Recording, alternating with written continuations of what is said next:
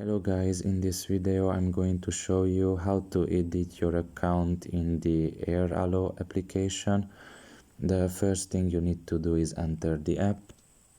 After you have done that and you are in the home page, you should look at the bottom of your screen in the right corner and you will find the profile option. Press on it and here you should select the first option, which is account information.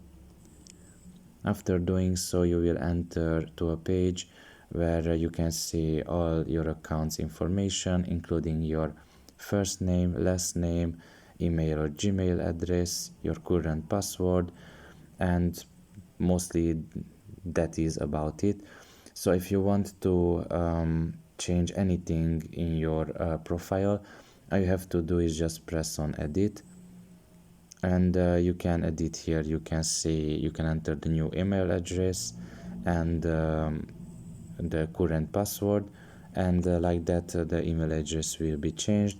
And if you want to change the password, all you have to do just press on edit, and you have to press in the current password, then the new password, and retype the new password once again.